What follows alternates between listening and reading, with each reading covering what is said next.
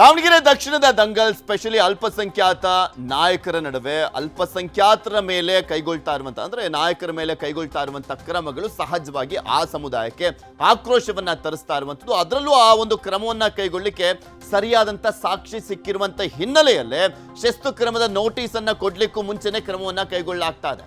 ಇದು ಕಾಂಗ್ರೆಸ್ನಲ್ಲಿ ಕಿಚ್ಚನ್ನ ಹಚ್ಚಿರುವಂತದ್ದು. ನಸೀರ್ ಜಬ್ಬಾರ್ ಬಳಿಕ ಜಮೀರ್ಗೆ ಟೆನ್ಷನ್ ಕಾಡ್ತಾ ಇದೆ.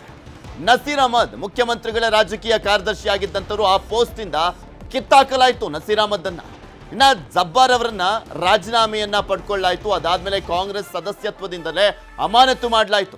ಆಪ್ತರೇ ಟಾರ್ಗೆಟ್ ಆಗ್ತಾ ಇದ್ರು, ಸಿಎಂ ಮೌನ ಆಗಿದ್ದಾರೆ. ಅದಕ್ಕೆ ಆಪ್ತರೇ ಟಾರ್ಗೆಟ್ ಅಂದ್ರೆ ಅದಕ್ಕೆ ದಾಖಲೆಗಳು ಸಿಗ್ತಾ ಇದಾವೆ, ಸಾಕ್ಷ್ಯಗಳು ಸಿಗ್ತಾ ಇದಾವೆ. ಸೊ ಅಲ್ಲಿ ತೊಟ್ಟಿಕ್ ಪಿಟ್ಟಿಕ್ ಅನ್ನಕ್ಕಾಗ್ತಾ ಇಲ್ಲ, ಆಪ್ತರ ರಕ್ಷಣೆಗೆ ನಿಲ್ತಾ ಇಲ್ಲ ಅಂತ ಅಸಮಾಧಾನ. ರಾಜಣ್ಣ ವಿಷಯದಲ್ಲೂ ಇದೇ ರೀತಿ ಆಗಿದೆ. ಈಗ ಜಮೀರ್ ವಿಚಾರದಲ್ಲೂ ಸಿಎಂ ಮೌನವನ್ನು ವಹಿಸಿದ್ದಾರೆ ಅಂತ ಸಿಎಂ ಆಪ್ತರೇ ಅಸಮಾಧಾನಗೊಂಡಿದ್ದಾರೆ ಅಂತ. ರಾಜಣ್ಣ ವಿಚಾರದಲ್ಲಿ ಎಷ್ಟೇ ಟ್ರೈ ಮಾಡಿದ್ರು ಕೂಡ ಆಗ್ಲಿಲ್ಲ ಸಿದ್ದರಾಮಯ್ಯನವರಿಗೆ. ಕಿತ್ ಬಿಸಾಕಲಾಯಿತು KN ರಾಜಣ್ಣ ಅವ್ರನ್ನು ಕೂಡ. ರಾಜೀನಾಮೆ ಪಡ್ಕೊಂಡಿದ್ದಲ್ಲ, ಕಿತ್ತಾಕಿದ್ದು ರಾಜಣ್ಣ ಅವ್ರನ್ನ. ಇಲ್ಲಿ ಸ್ಪೆಷಲಿ SIR ವಿಚಾರಕ್ಕೆ ಸಂಬಂಧಪಟ್ಟಂತೆ ಕೊಟ್ಟಂತ ಒಂದು ಸ್ಟೇಟ್ಮೆಂಟ್ ಪ್ರಮುಖವಾಗಿ ಕಾರಣ ಆಗಿದ್ದು. ಅಹಿಂದ ವರ್ಗವೇ ಟಾರ್ಗೆಟ್ ಆಗ್ತಾ ಇದೆ, ಇವರನ್ನ ನಂಬಿ ಬೆಂಬಲಿಸಿದವರ ಕತೆ ಏನು ಅಂತ ಸಿಎಂ ಆಪ್ತರಿಂದ ಸಿಎಂ ಮೇಲೆ ಅಸಮಾಧಾನ ಅಂತೆ. ಇಕ್ಕಟ್ಟಿನ ಪರಿಸ್ಥಿತಿ, ಕೆಲವೊಂದನ್ನ ಮಾತಾಡ್ಲಿಕ್ಕೂ ಆಗೋದಿಲ್ಲ. ಉಂಡು ಮನೆಗೆ ಕನ್ನ ಹಾಕಿದ್ರೆ, ದ್ರೋಹ ಬಗೆದ್ರೆ ಯಾವ ಪಕ್ಷ ತಾನೇ ಸಹಿಸ್ಕೊಳ್ಳುತ್ತೆ? ತಮ್ಮ ಆಪ್ತರು ಅನ್ನುವ ಕಾರಣಕ್ಕೋಸ್ಕರ ಬ್ಯಾಟಿಂಗ್ ಮಾಡ್ಲಿಕ್ಕಾಗತ್ತಾ? ಅಲ್ಲಿರುವಂತ ಸಾಕ್ಷ್ಯಗಳನ್ನ ನೋಡಿದಂತ ಸಂದರ್ಭದಲ್ಲಿ ಆಡಿಯೋ ರೆಕಾರ್ಡ್ ಇದೆ, ಅದು ಇದು ಅಂತೆಲ್ಲ ಕೆಲವರು ಮಾತನಾಡ್ತಾ ಇದ್ದಾರೆ. ಅದೆಷ್ಟು ಮಟ್ಟಿಗೆ ನಿಜನೇನೋ ಗೊತ್ತಿಲ್ಲ. ಇಂದು ದೆಹಲಿಗೆ ತೆರಳ್ತಾ ಇದ್ದಾರೆ ಸಿಎಂ ಸಿದ್ದರಾಮಯ್ಯ. ವರಿಷ್ಠರನ್ನ ಭೇಟಿಯಾಗಿ ಮನವರಿಕೆ ಮಾಡಿಕೊಡ್ತಾರಾ? ಸಿಎಂ ಮೌನಕ್ಕೆ ಸಿದ್ದರಾಮಯ್ಯ ಆಪ್ತ ಸಚಿವರು ಬೇಸರಗೊಂಡಿದ್ದಾರಂತೆ.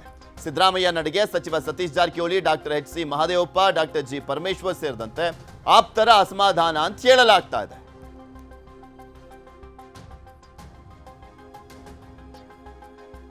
ಇಲ್ಲಿ ಪ್ರಮುಖವಾಗಿ ಸಿದ್ದರಾಮಯ್ಯನವರ ಬೆಂಬಲಿಗರನ್ನ ಟಾರ್ಗೆಟ್ ಮಾಡಲಾಗ್ತಾ ಇದೆ ಅನ್ನುವಂಥ ಮಾತುಗಳು ಕೇಳಿ ಬರ್ತಾನೆ ಇರುವಂಥದ್ದು. ಆದರೆ SDPIಗೆ ಸಪೋರ್ಟ್ ಮಾಡಿದ್ದಾರೆ, ಅಲ್ಲಿ ಪ್ರಚಾರಕ್ಕೆ ಹೋಗಿಲ್ಲ. ದಾವಣಗೆರೆ ದಕ್ಷಿಣದಲ್ಲಿ ಕೆಲವರು ನಾಮಪತ್ರವನ್ನು ಸಲ್ಲಿಸುವಂಥ ನಿಟ್ಟಿನಲ್ಲೇ ಕೆಲವರ ಪಾತ್ರ ಇದೆ. ಅದಾದ್ಮೇಲೆ ಸಮಾಧಾನ ಪಡಿಸ್ಲಿಕ್ಕೂ ಹೋಗಲಿಲ್ಲ. ಕೆಲವರು ಅದ್ರ ಬಗ್ಗೆ ಈಗ ಆಲ್ರೆಡಿ ಹೈಕಮಾಂಡ್ಗೂ ಕೂಡ ಹೇಳ್ಕೊಂಡಿದ್ದಾರೆ ಏನೇನಾಯ್ತು ಅನ್ನುವಂಥದ್ದು. ಅದರ ವರದಿ ಕೂಡ ರೆಡಿ ಆಗಿದೆ. ವರದಿ ಸಿಕ್ಕ ನಂತರನೇ ಈ ಆಕ್ಷನ್ ತಗೊಳ್ತಾ ಇರುವಂಥದ್ದು ಅನ್ನುವಂಥದ್ದನ್ನ DK ಶಿವಕುಮಾರ್ ಅವರ ಬಣದವರು ಹೇಳ್ತಾ ಇದ್ದಾರೆ. ದಾವಣಗೆರೆ ದಂಗಲ್ಗೆ ಸಾಹುಕಾರ್ ಎಂಟ್ರಿ ತಣ್ಣಗಾಗುತ್ತಾ ಮತ್ತಷ್ಟು ಹೊತ್ತಿ ಉರಿಯುತ್ತಾ? ಈ ಪ್ರಶ್ನೆ ಇದೆ. ತಣ್ಣಗಾಗುತ್ತಾ ಅಥವಾ ಮತ್ತಷ್ಟು ಹೊತ್ತಿ ಉರಿಯುತ್ತಾ ಅಂತ. ಜಮೀರ್ ಬೆನ್ನಿಗೆ ನಿಂತಿರುವಂಥದ್ದು ಸತೀಶ್ ಜಾರಕಿಹೊಳಿ. ಸತೀಶ್ ಜೊತೆಗೆ ಅಲ್ಪಸಂಖ್ಯಾತ ನಾಯಕರು ಚರ್ಚೆಯನ್ನ ಮಾಡಿದ್ದಾರೆ. ಅಲ್ಪಸಂಖ್ಯಾತ ನಾಯಕರ ಮೇಲೆ ಕ್ರಮಕ್ಕೆ ಬೇಸರವನ್ನ ವ್ಯಕ್ತಪಡಿಸಲಾಗ್ತಾರೆ.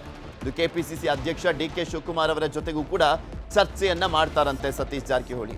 ತಪ್ಪು ಸಂದೇಶ ರವಾನೆ ಆಗ್ತಾ ಇದೆ ಅಂತ ಮನವರಿಕೆ. ಈ ಹಿಂದೆ ವಾಲ್ಮೀಕಿ ಸಮುದಾಯಕ್ಕೆ ಅನ್ಯಾಯದ ಬಗ್ಗೆ ಕೂಡ ಚರ್ಚೆ ಆಗಿದೆ. ವಾಲ್ಮೀಕಿ ಸಮುದಾಯಕ್ಕೆ ಅನ್ಯಾಯ ಅನ್ನೋದಕ್ಕಿಂತ ಅವರೇ ತಂದ್ಕೊಂಡಿದ್ದು. ನಾಗೇಂದ್ರರಾವ್ ಅವ್ರನ್ನ ಯಾರಾದ್ರೂ ಇಟ್ಕೊಳ್ಳೋಕ್ಕಾಗತ್ತಾ ಸಂಪುಟದಲ್ಲಿ? ಅಷ್ಟು ಭ್ರಷ್ಟಾಚಾರದ ಆರೋಪವನ್ನು ಹೊತ್ಕೊಂಡಿರುವಂಥದ್ದು.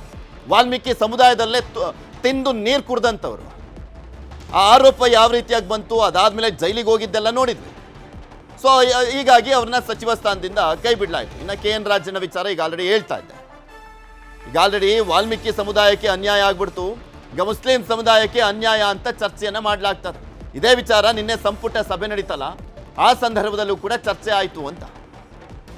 ಪ್ರಿಯಾಂಕ್ ಖರ್ಗೆ ಅವರು, ದಿನೇಶ್ ಗುಂಡೂರಾವ್ ಅವರು ಈ ವಿಚಾರವನ್ನ ಪ್ರಸ್ತಾಪ ಮಾಡಿದ್ದಾರೆ. ಈ ಸಂದರ್ಭದಲ್ಲಿ SS ಮಲ್ಲಿಕಾರ್ಜುನ್ ಮತ್ತೆ DK ಶಿವಕುಮಾರ್ ಅವರು ಅಸಮಾಧಾನ ವ್ಯಕ್ತಪಡಿಸಿದ್ರು. ಈಶ್ವರ್ ಖಂಡ್ರೆ ಅವರು ಕೂಡ ಅಸಮಾಧಾನ ವ್ಯಕ್ತಪಡಿಸಿದ್ರು ಅಂತ ಹೇಳಲಾಗ್ತಾ ಇರುವಂಥದ್ದು ಸಚಿವ ಸಂಪುಟ ಸಭೆಯಲ್ಲಿ ನಿನ್ನೆ. ಇನ್ನು ಇವತ್ತು ಸತೀಶ್ ಜಾರಕಿಹೊಳಿ ಅವರು ಹೋಗಿ ಚರ್ಚೆಯನ್ನ ಮಾಡಲಿದ್ದಾರಂತೆ DK ಶಿವಕುಮಾರ್ ಅವರ ಜೊತೆ. ಏನ್ ಮಾತನಾಡಿದ್ರು ಸತೀಶ್ ಜಾರಕಿಹೊಳಿ ನೋಡೋಣ. ನಾವು ನಾಳೆ ಸಾಯಂಕಾಲ ಅಧ್ಯಕ್ಷನ ಭೇಟಿ ಆಗ್ತೀವಿ. ಭೇಟಿಯಾಗಿ ಚರ್ಚೆ ಮಾಡ್ತೀವಿ ಬಗ್ಗೆ. ಯಾಕಂದ್ರೆ ತಪ್ಪು ಸಂದೇಶ ಹೋಗಬಾರ್ದು. ಹಿಂದೆ ವಾಲ್ಮೀಕಿ ಆಯ್ತು, ಈಗ ಮುಸ್ಲಿಂ ಅಂತ ತಪ್ಪು ಸಂದೇಶ ಹೋಗಬಾರ್ದು. ಅಧ್ಯಕ್ಷ ನಾಳೆ ಖುದ್ದಾಗಿ ಭೇಟಿ ಆಗ್ತೀವಿ. ಅಧ್ಯಕ್ಷ DK ಶಿವಕುಮಾರ್ ಭೇಟಿಯಾಗಿ ಚರ್ಚೆ ಮಾಡ್ತೀವಿ.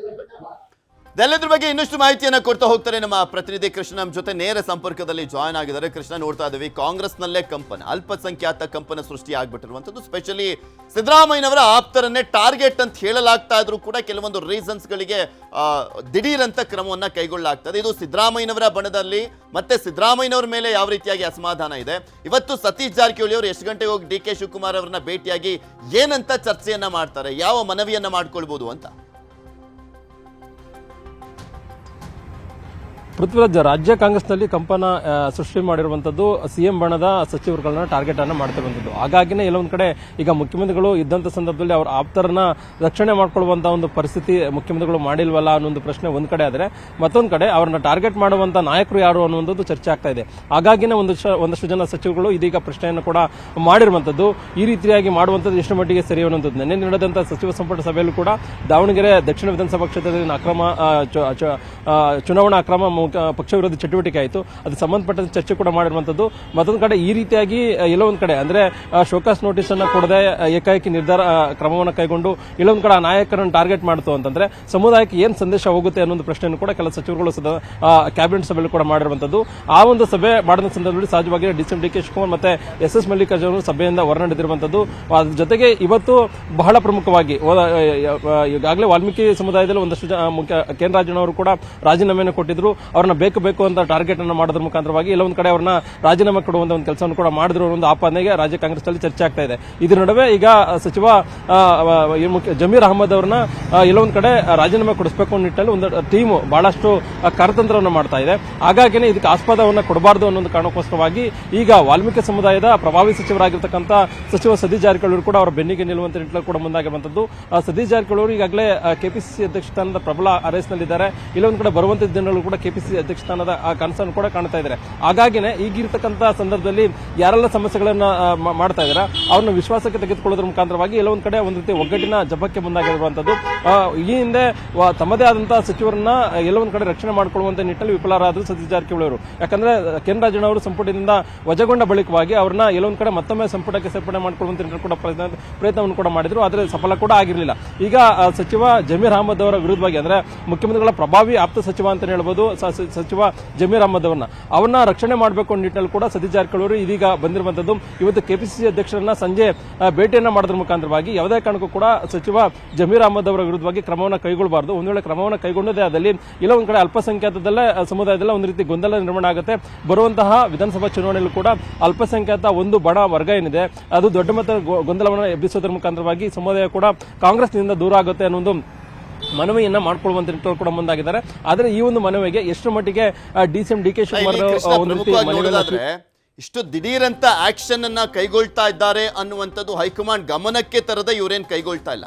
ಅದರ ಜೊತೆಗೆ ಇಲ್ಲಿ ಪ್ರಮುಖವಾಗಿ ಇವರನ್ನ ತೆಗೆದುಹಾಕಲಿಕ್ಕೆ ರೀಸನ್ಸ್ ಅಂದ್ರೆ ನಾಮಪತ್ರವನ್ನ ಕೆಲವರಿಂದ ಇವರೇ ಕೊಡಿಸಿದ್ದಾರೆ ಅನ್ನುವಂಥದ್ದು, ಮತ್ತೊಂದು ಕಡೆ ಅವರನ್ನ ಸಮಾಧಾನ ಪಡಿಸಲಿಲ್ಲ, ನಾಮಪತ್ರ ವಾಪಸ್ ಪಡೆದುಕೊಳ್ಳಿಲ್ಲ ಅನ್ನುವಂಥದ್ದು. ಅದರ ಜೊತೆಗೆ ಫಂಡಿಂಗ್ ಮಾಡಿದ್ದಾರೆ SDPIಗೆ ಅಂತ ಆ ಸಾಕ್ಷ್ಯಗಳು ಸಿಕ್ಕಿರುವಂತ ಕಾರಣಕ್ಕೋಸ್ಕರ ಈ ಕ್ರಮ ಕೈಗೊಳ್ತಾ ಇದ್ದಾರೆ ಅಂತ.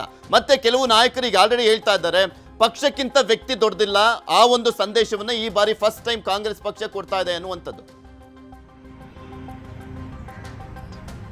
ಖಂಡಿತವಾಗ್ಲೂ ಪೃಥ್ವಿರಾಜ್, ಆ ರೀತಿಯಿಂದ ಎಲ್ಲಾ ಮಾಹಿತಿಗಳನ್ನು ಆಧರಿಸಿನೇ ಈಗ ಈ ನಾಯಕರ ವಿರುದ್ಧವಾಗಿ ಕ್ರಮಕ್ಕೆ ಮುಂದಾಗಿರುವಂತಹ ಕಾಂಗ್ರೆಸ್ ಅಷ್ಟು ಸುಲಭವಾಗಿ ಯಾವುದೇ ನಾಯಕರನ್ನ ಬಿಟ್ಕೊಡುವಂತ ಒಂದು ಹೋಗೋದಿಲ್ಲ ಪಕ್ಷ. ಆದ್ರೀಗ ಮುಖ್ಯವಾಗಿ ಎಲ್ಲ ಒಂದ್ ಕಡೆ ಈಗ ಅಧಿಕಾರ ಹಂಚಿಕೆ ಅನ್ನೋ ಒಂದು ವಿಚಾರದಲ್ಲಿ ಜಟಾಪಟಿ ಕೂಡ ನಡೀತಾ ಇದೆ. ಜಮೀರ್ ಅಹಮದ್ ಅವರು ಕೂಡ ಒನ್ ಆಫ್ ದಿ ಮುಖ್ಯಮಂತ್ರಿಗಳ ಆಪ್ತರಾಗಿ ಮುಖ್ಯವಾಗಿ ಸಾಕಷ್ಟು ಬಾರಿ ಬ್ಯಾಟಿಂಗ್ ಅನ್ನ ಮಾಡಿದ್ದಾರೆ. ಮುಖ್ಯಮಂತ್ರಿ ಸಿದ್ದರಾಮಯ್ಯ 5 ವರ್ಷಗಳ ಕಾಲ ಅವರೇ ಮುಂದುವರಿತಾರೆ ಅನ್ನೋ ಒಂದು ಹೇಳಿಕೆಯನ್ನು ಕೊಟ್ಟಿದ್ದಾರೆ.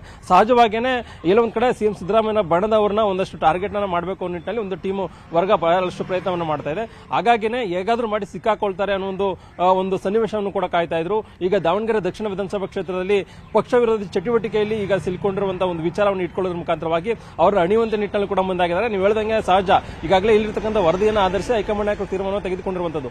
ಆದರೆ ಈಗ ಮುಖ್ಯಮಂತ್ರಿ ಸಿದ್ದರಾಮಯ್ಯವರು ಎಲ್ಲ ಒಂದ್ ಕಡೆ ತಮ್ಮ ಆಪ್ತರನ್ನ ರಕ್ಷಣೆ ಮಾಡಿಕೊಳ್ಳುವಂತ ನಿಟ್ಟಿನಲ್ಲಿ ಮುಂದಾಗಿದ್ದಾರೆ. ಈಗಾಗಲೇ ಸಚಿವ ಜಮೀರ್ ಅಹಮದ್ ಅವರನ್ನ ಕೂಡ ಕರೆಸಿ ಮಾತನಾಡಿದ್ದಾರೆ, ಅವರಿಂದ ಸ್ಪಷ್ಟನೆ ಕೂಡ ತೆಗೆದುಕೊಂಡಿದ್ದಾರೆ. ಆದರೆ ಅಬ್ದುಲ್ ಜಬ್ಬಾರ್ ರೀತಿಯಾಗಿ ನಜೀರ್ ಅಹಮದ್ ಅವರ ರೀತಿಯಾಗಿ ಏಕಾಏಕಿ ಅವ್ರನ್ನ ಅವ್ರನ್ನ ಎಲ್ಲ ಒಂದ್ ಕಡೆ ಅವರ ವಿರುದ್ಧವಾಗಿ ಕ್ರಮವನ್ನು ಕೈಗೊಳ್ಳುವಂತ ನಿಟ್ಟಿನಲ್ಲಿ ಮುಖ್ಯಮಂತ್ರಿಗಳು ಮನಸ್ಸನ್ನ ಮಾಡಿಲ್ಲ. ನಿನ್ನೆ ದಿನ ನಡೆದ ಸಚಿವ ಸಂಪುಟ ಸಭೆ ಬಳಿಕವಾಗಿಯೂ ಕೂಡ ಮಾಧ್ಯಮಗಳಿಗೆ ಮುಂದೆ ಬಂದು ಸಚಿವ ಜಮೀರ್ ಅಹಮದ್ ಅವರನ್ನ ಪಕ್ಕಕ್ಕೆ ನಿಲ್ಲಿಸಿಕೊಂಡು ನಾವು 2 ಸ್ಥಾನದಲ್ಲಿ ಕೂಡ ಗೆಲ್ತೇವೆ ಅನ್ನೋ ಮಾತನ್ನ ಮುಖ್ಯಮಂತ್ರಿಗಳು ಹೇಳಿದ್ದಾರೆ. ಆ ಮುಖಾಂತರವಾಗಿ ತಮ್ಮ ಆಪ್ತನ ರಕ್ಷಣೆ ಮಾಡೋದಕ್ಕೂ ಕೂಡ ಮುಖ್ಯಮಂತ್ರಿಗಳು ಮುಂದಾಗಿದ್ದಾರೆ. ಇಲ್ಲ ಒಂದ್ ಕಡೆ ಒಂದು ಟೀಮು ಮತ್ತೆ ಮುಖ್ಯಮಂತ್ರಿಗಳ ನಡುವೆ ಈಗ ಜಮೀರ್ ಅಹಮದ್ ಅವರ ರಕ್ಷಣೆ ಮಾಡುವಂತ ನಿಟ್ಟಿನಲ್ಲಿ ಈಗಾಗಲೇ ದೊಡ್ಡ ಮಟ್ಟದ ಜಟಾಪಟಿ ಕೂಡ ನಡೀತಾ ಇರುವಂತದ್ದು. ಅಂತಿಮವಾಗಿ ಯಾರ ಕೈ ಮೇಲುಗೈ ಆಗುತ್ತೆ ಅನ್ನುವಂಥದ್ದು ಈಗಿರ್ತಕ್ಕಂಥ ಪ್ರಶ್ನೆ.